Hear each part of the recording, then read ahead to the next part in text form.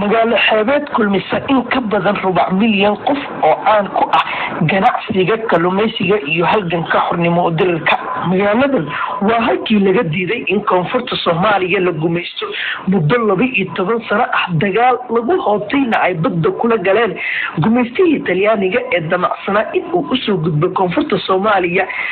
inkasta oo markii dambe laga itaal roonaaday markii difaacisay koonfurta Soomaaliya. muuqaal qormo iyo sheeko midna laguma soo koobi karo taariikhda fog ee magaaladan, balse waxa aan halkan ku eegi doonaa nuqullo ka mid ah sooyaalka magaalada iyo sida ay uga warameen khubarada taariikhda. magaalada Markacadey oo 90 kiiloomitir u jirta caasimadda Muqdisho waxaa ku nool in ka badan 250 kun oo qof, sida ku cad qiyaas sanadii 2013 ay sameeyeen ururka tirakoobka adduunka. magaaladan dadka ku nool 80% waa dadka magaalada loogu yimid, waana qabaa'ilka Bimaal oo ku aan ah degista magaaladan asal ahaan sida ay taariikhdu sheegto. hayeeshee maadaama ay magaaladu ahayd magaalo ganacsi qarnigii 17aad waxaa ganacsi u yimid carab ka timid mandiqada bariga dhexe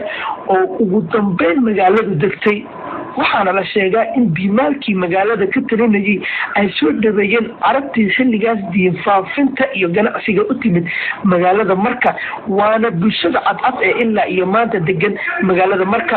sidoo kale magaaladu maadaama ay ahayd magaalo ganacsi oo si xawli ah u shaqeysa, waxaa jirta qolo Afrika ka timid oo magaalada u timid in ay ka xamaashaan ama ay ka shaqeystaan,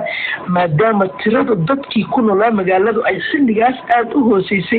ganacsiga magaaladan uu ahaa mid heerkiisu sareeyo. waxaa lagama maarmaan noqotay in xoogsato ka timid Afrika iyo meelo kale ay magaalada usoo shaqo doontaan, waxaana jirtay in duqii magaalada ee xilligaas uu boqolaal Afrikaan ah ay uga timid dalka Tanzania, gaar ahaan Zanzibar, oo iyaguna markii ay yimaadeen halkaa loogu qabtay shahaadada kuna qaateen diinta Islaamka. magaaladuna ay ka shaqaysanayeen 1870 waxaa xukunka magaalada qabsaday halgamaa lagu magacaabi jiray Sheekh Abikar Gaafle oo xilligaas ahaa nin dhalinyaro ah, isla markaana sidoo kale ahaa bare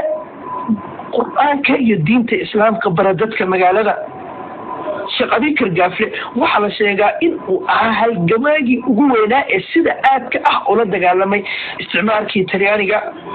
Harantii 1900 gulufkii ugu horeeyay ee Talyaaniga ayaa ku soo xirtay xeebta Markacadey oo ay rabeen inay uga soo gudbaan koonfurta Soomaaliya, laakiin nasiib darro halkaasi waxa ay kula kulmeen dagaal 12 sano qaatay oo uu hormuud u ahaa duqii magaalada ee xilligaas Sheekh Abikar Gaafle. dhanka kale waxaa xilli dambe dagaalka kula soo diray Sheekh Abikar Gaafle oo qabaa'ilka Bimaal ka dhashay carabtii magaalada degneed oo ganacsi iyo diin faafin magaalada kor hore u timid, balse lagama maarmaan ay noqotay in dagaalku ay ku biiraan magaaladuna ay difaacaan iyo Afrikaantii Zanzibar ka timid oo si weyn ula dagaalamay gumaystihii Talyaaniga. sida ku cad buugga la Soomaali uu qoray Fabio Marazi oo isagoo ka mid ahaa saraakiishii gumaystaha hogaaminaysay, waxa uu sheegay in ay jireen 2 koox oo Afrika iyo Carab ka kala timid oo qabiilka Bimaal kula garabsiinayay la dagaalanka Talyaaniga. waxa ay labadan qolo ula baxeen laga magacsada ku cad buugga la Soomaali ee uu Fabio Marazi qoray, waxaana ay kala ahaayeen Triple A iyo Afafa oo ay ula kala jeedeen Triple A ama 3A oo macnaheedu yahay Arabs Assistant Abikar,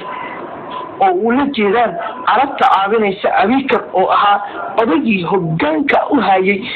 dadkii la dagaalamayay gumaystihii Talyaaniga, iyo koox kale oo ay magacooda ku soo koobeen Afafa oo ay iyaguna uga soo gaabiyeen Africanist Assistant for Abikar oo la macno ah Afrikada caawinaysa Abikar. labada bulsho oo ka soo kala jeeday asal ahaan Arab iyo Afrika oo kula dagaalamayay gumaystaha magaalada Marka kuna biiray markii dambe dagaalka, waxa ay ilaa iyo xilligan degaan magaalada Marka iyo deegaanada ku teedsan gobolka Shabeellaha Hoose, gaar ahaan Arabtii xilliga dagaalamaysay waxa ay hadda ku nool yihiin magaalada Marka iyo sidoo kale magaalada Baraawe, waana dadka loo yaqaan cadcadka.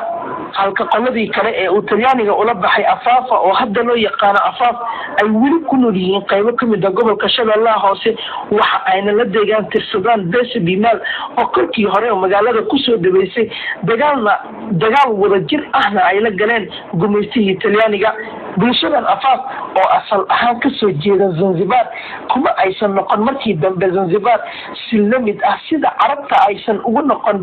mandiqada bariga dhexe waxaana ay hadda wada degan yihiin qaybo ka mid ah gobolka Shabeellaha Hoose maadaama ay u soo dagaalameen Soomaaliya kuna dhaqmeen waxa ay xilligan qayb ka noqdeen Soomaalida ku nool gobolka Shabeellaha Hoose. Cabdirashiid Alifow barnaamijka